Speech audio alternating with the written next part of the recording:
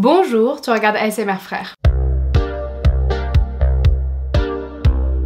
Aujourd'hui on se retrouve pour une vidéo réaction, c'est pour ça que je suis dans mon bureau puisqu'en face de moi j'ai mon ordinateur, vous le voyez pas mais il est présent ici même. Vous l'avez vu dans le titre, aujourd'hui nous allons réagir à une vidéo que j'ai postée il y a 3 ans, donc pas tout à fait, en vrai ça fera 3 ans dans quelques jours, mais en tout cas je vous avais posté cette vidéo du coup en avril 2019 et c'est la première vidéo de ma chaîne. Et du coup voilà, la vidéo je vous la mets dans le petit, également dans la barre d'informations si jamais vous voulez la voir, et je me suis dit que ce serait trop intéressant de vous faire une réaction à cette vidéo du coup parce que j'y ai répondu à certaines questions, certaines réponses aujourd'hui ne sont peut-être pas complètement d'actualité et ouais j'avais trop envie de vous refaire cette vidéo en mode update tu vois. Donc cette vidéo là ça va vraiment être une partie réaction. Demain je vous posterai aussi une vidéo Fast Life and Curious mais 3 ans après, enfin en gros je vais refaire la même vidéo que je vais du coup vous poster demain avec mes réponses actuelles. Enfin je sais pas si vous captez ce que je veux dire mais je me voyais pas intégrer 2 vidéos en une, du coup c'est pour ça que en premier je préfère vous poster la vidéo réaction qui je pense sera intéressante vu que je n'ai pas regardé cette vidéo depuis 3 ans donc voilà j'ai quand même pas mal changé depuis cette époque là, étant donné que maintenant voilà j'ai mon indépendance etc. J'étais déjà assez indépendante à l'époque parce que j'étais à l'internat et tout, même financièrement en vrai je travaillais déjà et tout, donc il y avait certains points sur lesquels j'étais assez indépendante, mais c'est vrai que depuis que je vis seule maintenant avec mon copain même ça a encore plus changé, j'ai quand même vachement changé mentalement. Il me semble qu'avant j'étais quand même vachement plus folle, pétillante en fait. Des fois je regrette un petit peu cette partie de là cette partie là de moi, cette ancienne partie de moi. Mais en fait je pense que ça se ressent juste avant, j'étais beaucoup plus insouciante, genre beaucoup plus dans le profit de la vie, alors qu'aujourd'hui j'ai beaucoup plus de responsabilités, donc je pense que c'est un petit peu normal que pour tout le monde ça nous pose un petit peu. Puis c'est vrai que l'anxiété est venue un petit peu gâcher ma vie. J'étais déjà anxieuse, avant mais moins parce que j'avais moins de responsabilités sur le dos. Mais bref, cette introduction est vraiment beaucoup trop longue. Bonjour, c'est ASMR Frère et aujourd'hui on se retrouve sur Panini, la version cheap de Combini. Alors déjà ce que je remarque immédiatement, il y a un énorme souci de montage. Je sais même pas comment j'ai fait pour ne pas m'en rendre compte avant, mais au niveau des couleurs, vous allez le voir de toute façon, regardez au niveau du logo, c'est n'importe quoi. Je sais pas pourquoi ça a fait ça. En fait je me rappelle que c'est parce que j'avais superposé plusieurs montages sur un seul, parce qu'avec iMovie t'es vachement limité sur le montage, mais bref je vais pas m'étaler là-dessus parce que ceux qui n'y connaissent rien en montage vous allez rien comprendre de ce que je vais vous raconter. T'as combien de frères et sœurs? J'ai une sœur et 2 frères. Ah ça a changé hein, ça a changé. J'ai toujours une sœur et cette fois j'ai 3 frères, 2 demi-frères et un frère de lait comme j'aime l'appeler. C'est mon père qui dit qu'apparemment on dit comme ça, puisqu'en fait c'est pas mon frère de sang, c'est juste mon frère de cœur quoi, parce qu'on vit ensemble depuis qu'on est tout petit. En fait mon père il s'est marié avec une dame qui avait déjà un enfant, c'est pour ça qu'on vit ensemble depuis qu'on est tout petit, et mon père est toujours marié à cette dame. Et du coup oui il y a Oscar qui est né il y a pas longtemps du tout, donc il a 1 an, il va avoir 2 ans en juin, et ouais du coup il y a 3 ans il était pas né encore, je savais même pas qu'il allait naître. Et petite anecdote d'ailleurs, enfin il y en a plein qui sont au courant, mais je m'étais fait tatouer ça en 2018 quand j'ai eu 18 ans en fait, puisque je suis une 2000, donc j'ai eu 18 ans en 2018. Voilà, donc ça c'est les initiales de mes frères, donc Raphaël, Hugo, Théo. Ça c'est mon nom en fait, j'ai marqué M parce que il me manquait un frère, enfin il me manquait une case. En fait j'ai pas mis ma sœur, je préférais mettre mon initiale à moi que autre chose, donc j'y ai mis un M, mais finalement j'aurais dû laisser cet endroit vide tout simplement parce qu'il y a Oscar maintenant qui est né et du coup je n'ai plus de place sur mon tatouage, donc voilà c'est bien con, mais bon j'ai de la chance parce que son nom c'est Oscar, donc la première lettre c'est un O et du coup en vrai ça va être plutôt facile à caler. Je sais pas trop. Ah si, après on avait pensé à un truc mais que je trouve super drôle. Je sais que ça va pas plaire à pas mal d'entre vous, mais je me rappelle, je crois que c'était avec Jeanne et Manon quand j'étais à Bordeaux. En fait on s'est dit, parce que moi je vous avoue j'en ai un peu rien à foutre, ça me fait plus rire qu'autre chose. On s'est dit qu'on pouvait faire comme un truc de correction de copie tu vois, en mode en rouge on barre le M et on met un O à côté. Je me suis dit que ce serait trop drôle. En vrai je pense que je vais faire ça parce que je trouve que c'est la solution la plus fun. Après d'un côté je pense que je vais pas le faire maintenant, je vais attendre de voir si ma mère elle m'en pond un 4ème. Petite, quelles étaient tes passions? Quand j'étais petite j'étais fan de chevaux, d'équitation et également d'écriture. Oh là, j'ai loupé des choses hein. J'ai oublié le montage aussi hein. Franchement c'était... Enfin après ça dépend de à quel niveau de petitesse. Mais je me rappelle que dès la primaire, je commençais déjà à monter plutôt sur la fin de primaire. Je commençais déjà à faire des montages sur Picasa. C'est là que j'ai commencé. Après c'était pas non plus une vraie passion, j'avoue. J'avoue, c'est juste que ça a commencé très petite, le montage chez moi. J'aimais beaucoup la musique aussi. J'étais très fan de Michael Jackson. Je me rappelle à cette époque-là, beaucoup de Justin Bieber aussi et de Jenna Lee bien évidemment. Mais juste dire que j'étais fan de Michael Jackson, ça fait un peu plus stylé. Et maintenant, l'audiovisuel, je kiffe la bouffe, je kiffe la musique, je kiffe l'amour et je kiffe le sexe un maximum.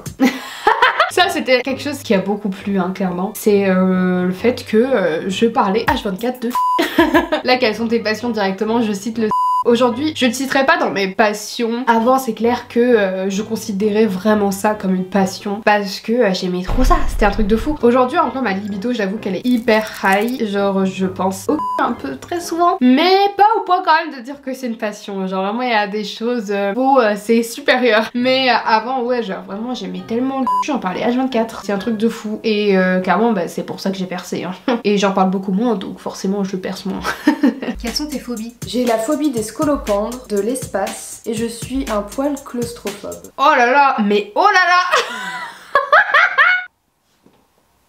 Si vous saviez, j'ai énormément de phobies. Elles sont pas toutes au niveau de phobie, mais j'ai quand même énormément de phobies qui sont au niveau de phobie. J'ai beaucoup de peur aussi, parce que dans ma vidéo, dans ma tête, j'ai reçu un commentaire, je vous avoue qu'il m'a un peu saoulée. Genre en mode, je trouve que tu t'auto-diagnostiques beaucoup dans cette vidéo, anxiété, hypersensibilité, phobie. Alors pardon. Enfin de toute façon j'ai déjà répondu à ce commentaire, vous pouvez aller voir ma réponse sous la vidéo. Mais en rien je m'auto-diagnostique. En plus j'ai vraiment du mal avec l'auto-diagnostic parce que je ne me sens jamais légitime de rien du tout. Ça c'est mon problème, c'est aussi pour ça que je tiens absolument à consulter psychologue et ou psychiatre parce que je considère que les diagnostics sont hyper importants. Hypersensibilité, je suis diagnostiquée. Phobie, bon au bout d'un moment j'ai fini par comprendre ce que c'est, je suis suivie par des professionnels depuis bien longtemps quand même. Et c'est quoi l'autre? Anxiété, t'as pas besoin d'un diagnostic pour dire que t'es anxieux. L'anxiété, c'est une émotion. Et ça, il y en a plein qui le savent pas. Il y a une différence entre l'anxiété et les troubles anxieux. Regardez sur internet et vous verrez qu'il y a une différence. Les troubles anxieux, c'est diagnostiqué par un professionnel. Donc c'est une vraie maladie en fait qui fait que tu es anxieux tout le temps. Je ne dis pas que j'ai des troubles anxieux et je ne me permettrai jamais de le dire parce que je n'ai pas de diagnostic. Enfin, l'autodiagnostic, c'est pas si mauvais et The Peculiar Club, elle en a parlé très bien dans une vidéo que je mets dans le petit si vous voulez. Mais en gros, l'autodiagnostic n'est pas mauvais dans le sens où ça peut donner une piste, tu vois. Genre si tu vois par exemple, je sais pas moi, un trouble où tu vois tous les traits du truc et tu te reconnais. Après faut faire attention à l'effet Barnum. Tu peux te dire peut-être que j'ai ce trouble, mais après ouais, le tout c'est pas de s'approprier le trouble parce que tu ne peux pas être sûr que tu l'as tant que tu n'as pas vu un professionnel. Comme je vous l'ai dit, il faut faire très attention à l'effet Barnum qui peut vous donner l'impression en fait que vous rentrez dans toutes les cases de tous les troubles, maladies qui existent, alors que finalement pas du tout. C'est pour ça que c'est très important d'aller voir un professionnel et c'est aussi pour ça que jamais de ma vie je me permettrais de me dire que j'ai ça ou que j'ai ça, même si je peux penser. Et c'est aussi pour ça, encore une fois, que je veux voir un psychiatre pour confirmer certaines petites hypothèses que j'ai dans ma tête. Mais à aucun moment dans ma vidéo j'ai dit je suis atteinte de troubles anxieux. Même je crois que j'ai pas parlé de troubles anxieux du tout. J'ai juste dit dans cette vidéo que j'étais anxieuse. Et ça, il y en a beaucoup qui le sont. C'est une émotion normale. Elle devient anormale quand on parle de troubles anxieux. Tout ça pour dire, du coup on parlait des phobies et tout, que oui là j'en ai vraiment énormément, mais je pense que je ne pourrais même pas tout citer dans la vidéo du coup de demain. Quels sont tes films préférés? Les choristes, Léon, Instinct, American History X, Wanted, La Tortue Rouge et plein d'autres films. American History X, il date ce film. Je pense que je serais même pas capable de le re-regarder par rapport à la violence. Parce qu'il faut savoir que avant j'étais beaucoup moins sensible à la violence qu'aujourd'hui. J'ai eu une période très insouciante par rapport à ça et ma psy elle l'a expliqué justement par rapport à ça. Elle m'a dit parce que quand on est ado généralement on est plus insouciant et du coup il y a beaucoup de choses qui nous touchent moins que quand on est enfant ou quand on est adulte. Et du coup oui, tout est revenu. En fait fait, toutes mes petites phobies de quand j'étais petite sont complètement revenues aujourd'hui. Et ouais, au niveau des films, j'en cite beaucoup, mais c'est vrai que c'est très difficile pour moi d'en trouver un. C'est vrai que le film Instinct que je cite dans cette vidéo, c'est un film qui m'a énormément touchée et c'est pour ça que je dis que c'est mon film préféré à chaque fois qu'on me demande. Après, il y a beaucoup de films que je trouve mieux scénaristiquement parlant, je sais même pas si ça se dit, mais ouais, au niveau du scénar, je trouve qu'il y en a plein qui sont mieux, hein. C'est juste que c'est le film qui m'a le plus marqué. Je l'ai regardé quand j'étais assez jeune avec ma maman et ouais, ça me rappelle plein de souvenirs en fait de quand j'étais petite. Je me rappelle que j'ai énormément pleuré quand j'étais petite devant ce film parce qu'il m'a beaucoup touchée. Pour moi, c'est un film qui représente très bien la sensibilité que j'ai toujours eue et en plus de ça, il y a des animaux, il y a l'amour des gorilles et tout qu'on ressent à travers l'homme et c'est vrai qu'aujourd'hui je me retrouve énormément là-dedans. J'ai juste envie d'être comme lui, genre d'aller dans la forêt et de vivre avec des animaux. Je sais même plus de quoi je parlais, mais oui, du coup pour ça en fait c'est vraiment mon film préféré, mais ça veut pas dire que pour moi c'est le meilleur film qui existe, c'est juste il y a tout un contexte à prendre en compte quoi. Ton premier amour? Je pense que mon premier vrai amour, c'est celui que je vis en ce moment. C'est aussi un petit peu par, je sais pas si on peut dire par ego, mais genre je suis tellement amoureuse de mon copain et c'est la première fois que je ressens autant de choses que si en vrai on peut dire que c'est mon premier amour. Mais en même temps, bon voilà, le bonhomme de neige, j'étais folle amoureuse de lui, tu vois, quand j'étais au collège, vraiment, enfin c'était démesuré. Mais en même temps, tu vois, genre j'ai pas envie de dire qu'il y a eu d'autres personnes avant, enfin j'assume que j'ai eu des personnes avant, j'en ai eu même trop, parce que j'étais très instable. Mais mon copain aujourd'hui, c'est tellement la plus belle chose qui m'est arrivée et ça me fait chier en fait de me dire qu'il y a eu d'autres personnes avant, genre j'ai l'impression que c'était des brouillons et tout et que mon copain là c'est vraiment la concrétisation, c'est la vraie dissertation de philo magnifique, bien rédigée, tu vois. C'est pour ça que les autres je les mets un peu à la poubelle en mode bah non, lui c'est mon premier amour. Tu fais quoi pendant une soirée? Et ben je bois un maximum de whisky, je rigole un maximum et si possible, je baise. Alors aujourd'hui je ne plus en soirée. En fait aujourd'hui mes soirées elles sont très différentes de celles d'avant. Avant généralement quand je faisais une soirée je dormais chez la personne qui organisait la soirée. C'était rarement chez moi parce que moi, enfin c'était même jamais chez moi parce que j'ai une certaine hantise à organiser des soirées etc. parce que j'ai toujours peur que personne ne vienne. Du coup, j'ai jamais organisé de soirée, mis à part pour d'autres personnes. Ouais, je crois que la seule soirée que j'ai organisée, c'était pour mon copain. Tout ça pour dire que quand j'allais à des soirées, je dormais à l'endroit en question, alors qu'aujourd'hui, je déteste ça. Je déteste dormir chez les gens, ça me saoule. J'ai juste envie d'être tranquille, en fait, avec mon copain, ou seule, genre juste j'ai envie d'être chez moi, tu vois. J'ai pas envie de, le lendemain, me réveiller dans un endroit et avoir des gens et devoir leur parler. Ah, ça me saoule. Et devoir après prendre la voiture pour rentrer. Ah non, c'est bon, je préfère être direct chez moi et tranquille. Le temps que tu rentres, tu vois, je trouve que t'es moins dans l'euphorie de la soirée. Et puis généralement, souvent en fait quand je vais en soirée c'est avec mon copain. Quand on rentre de soirée, si on doit rentrer, il faut que j'ai pas bu ou alors quelqu'un vient nous chercher. Du coup ça casse un petit peu le truc, tu vois. Donc voilà, c'est pour ça que maintenant je plus généralement en soirée. Je ne bois même plus un maximum parce que j'aime pas boire énormément. J'aime pas l'état où t'es bourré et tout. Vraiment je dépasse pas le stade de pompette parce que ça me saoule sinon. Genre j'aime pas du tout cet état. Je déteste être dans un truc où je me contrôle pas en fait. Je suis une personne qui a vraiment besoin de contrôler les choses et du coup non, boire un maximum c'est plus du tout pour moi. Même avant j'étais fan de whisky. Je sais pas si vous vous en rappelez, maintenant le whisky je peux pas. Tous les alcools fort je peux plus, ça me dégoûte. Genre non, maintenant c'est bière, vin ou rien du tout. Tu fais quoi après une soirée? Il m'arrive très souvent après une soirée d'aller au McDo. Ça j'avoue, McDo après les soirées c'est la meilleure chose. Après ça m'arrive rarement encore une fois parce que bah, je fais pas beaucoup de soirées, j'ai pas beaucoup d'amis quoi. Quel est ton pire échec capillaire? Clairement, c'est d'avoir défrisé mes cheveux. Les personnes qui ont les cheveux bouclés. Ne faites pas ça. Oula, j'ai plus de batterie. Je tenais juste à dire, mes sourcils sont beaux, je trouve. Ils sont très différents de comment je les fais aujourd'hui. Aujourd'hui, je suis plus dans une vibe naturelle, tu vois, parce que c'est ce qui se fait en ce moment. D'ailleurs, je veux absolument que vous regardiez mon maquillage parce que j'ai fait un effort. Qu'est-ce que ce maquillage vous inspire? Qu'est-ce que c'est que ça? J'ai essayé de faire un maquillage combini avec le bleu, mais on dirait que c'est un vert. Je pense qu'avec les tons de ma peau, ça a pas rendu la bonne couleur. Du jaune, noir et rouge. Voilà, c'est tout. Quel artiste tu écoutes le plus? C'est une trop bonne question. J'écoute énormément d'artistes, donc franchement je sais pas, mais je sais qu'en ce moment j'écoute beaucoup O2N.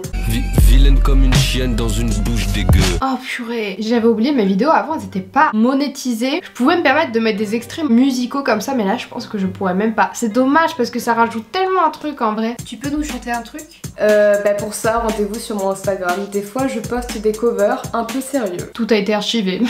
Tu penses quoi des réseaux sociaux? Les réseaux sociaux sont néfastes mais trop addictifs, ce qui fait qu'on a du mal à s'en détacher alors qu'on devrait le faire. On le sait en plus, mais on le fait pas. C'est vrai que c'est néfaste dans le sens où c'est addictif, où t'y restes beaucoup trop et au final t'oublies la vraie vie. Mais c'est vrai qu'aujourd'hui j'en ai une vision quand même beaucoup moins négative. Certes, ça a des points négatifs les réseaux sociaux, mais aujourd'hui en fait j'ai l'impression d'en faire vraiment une bonne utilisation, même s'il y a certains points où c'est un peu relou, genre par exemple TokTok, tu vois, c'est typiquement le réseau social que j'adore, mais en même temps que je trouve archi néfaste dans le sens où clairement tu passes trop de temps dessus et c'est très bien foutu cette application parce que ça te donne envie vraiment de rester. Et des cours? Les cours, je trouve que c'est quelque chose qui est juste très mal exploité. En fait je pense que c'est une très bonne chose pour beaucoup d'enfants, mais qu'ils enseignent de la mauvaise manière. En fait on nous bourre la tête de beaucoup trop d'informations que l'on va du coup complètement oublier, au lieu de nous forger à construire un esprit critique par exemple, ce qui est beaucoup plus important dans une vie. Bah je pense tout ce que je viens de dire. Quel est ton compte Instagram préféré? Le mien. Toujours plus loin dans le narcissisme. C'est vrai qu'avant j'étais très narcissique. Je suis toujours assez égocentrée, pardon. Bah je pense que ça se voit sur YouTube. Hein. Tous les influenceurs, on est tous un peu égocentrés, hein, faut se le dire. Clairement on fait que des vidéos sur nous-mêmes. Enfin il y en a plein qui font pas que des vidéos sur eux-mêmes, mais la plupart des personnes du coup qui font des vidéos sur eux-mêmes, donc les influenceurs lifestyle généralement, on est quand même vachement égocentrés. Ça me fait penser à Anaïs qui regarde ses propres vidéos YouTube avant de dormir, genre. Quand on était à Bordeaux, ça me faisait trop rire. J'essaie de poster de plus en plus de acapella parce que j'envisage de sortir un EP sur SoundCloud. Je tiens à préciser pour ceux qui ne comprendraient pas que ce n'est pas un EP hyper sérieux, c'est surtout un EP pour rigoler. MDR! Cet EP SoundCloud ne sortira jamais. C'est con parce que en fait j'avais toutes les idées. Je sais pas pourquoi j'ai pas fait. En plus j'avais presque terminé l'EP. J'avais prévu même un featuring avec Nathan Pas Grand Chose. Je sais même pas s'il continue de faire de la musique aujourd'hui. Je lui ai pas parlé depuis très longtemps, depuis le lycée. Et ouais, genre ça aurait été trop rigolo en vrai, mais je l'ai pas fait. C'est dommage, hein. C'était un beau projet. Tu vas faire quoi après cette interview? Et bah je vais sûrement la monter parce que c'est moi qui monte ma propre interview. À quand une vraie interview combinée là?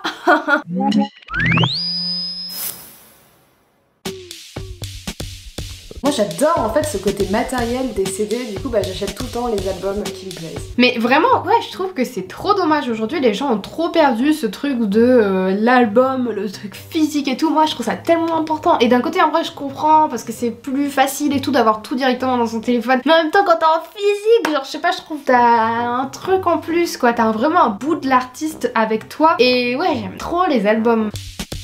J'ai toujours préféré Twitter, mais aujourd'hui Twitter prend une tournure qui me plaît pas trop. J'ai l'impression que les gens de Twitter ont tellement peu de problèmes qu'ils sont obligés d'en chercher partout. Ah c'est tellement ça, je déteste Twitter. De toute façon j'ai quitté Twitter, hein. Twitter, j'ai toujours Twitter, mais juste pour stalker Manon ou pour regarder les réactions des gens sur certaines émissions télé. Genre sur la télé-réalité, quand je regardais là, je regarde plus. Je regardais souvent les réactions sur Twitter parce que c'était un petit peu rigolo et puis j'aimais bien ouais avoir certains avis parce que c'est vrai que dans mon entourage il y a personne qui regarde de la télé-réalité, je crois. Mais Twitter, ouais, vraiment à bannir. Je déteste ce réseau social là. À chaque fois que je vois qu'ils parlent d'influenceurs et tout, ça me fait tellement de la peine pour les influenceurs en question. Je trouve qu'ils sont tellement méchants. Après, je dis ça, mais j'ai jamais été trauma de Twitter dans le sens où moi, j'ai jamais vu de choses méchantes sur moi sur Twitter. Après, je pense qu'il y en a, hein.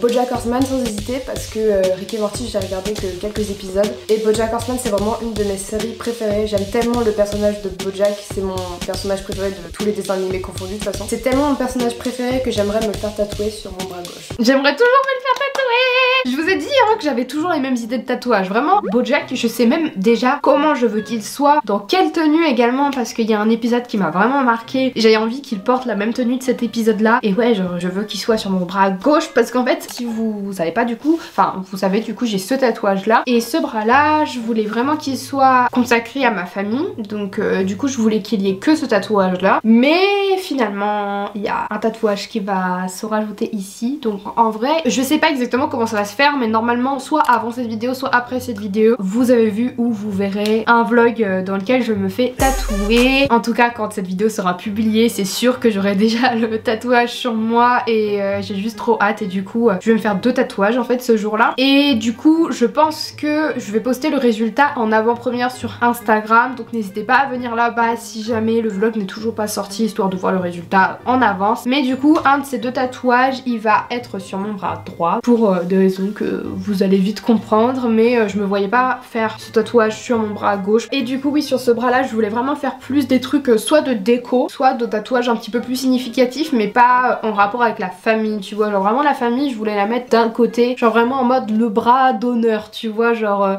enfin le bras d'honneur c'est pas spécialement très positif, et du coup Bojack oui je veux le faire sur mon bras gauche, c'est pour ça que j'ai dit le bras gauche précisément. Bah ASMR frère. Bah bon c'est rigolo mais ASMR frère ça va me suivre toute ma vie parce que je vais devenir une star.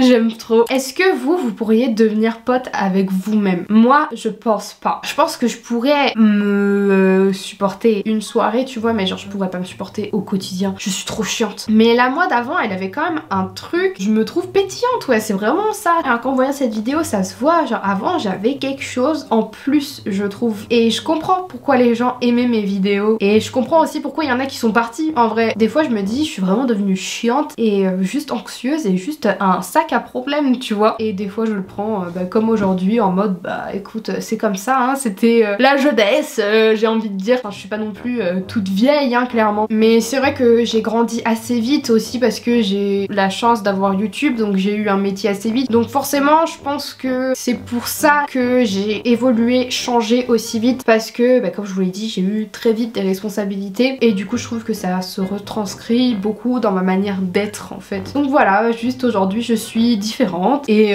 j'essaye de deal avec ça. Vous êtes beaucoup à deal avec ça aussi, donc bon, j'ai envie de dire le principal finalement c'est même pas comment je suis, c'est vraiment juste la passion de YouTube en fait. J'aimais YouTube et j'aime toujours autant ça et c'est pour ça que je continue. Après bien évidemment j'évolue avec mon contenu quoi. La mois d'avant et la mois d'après on a quand même ce petit point en commun, mais en même temps on est très différentes forcément parce qu'on n'avait pas du tout la même vie quoi.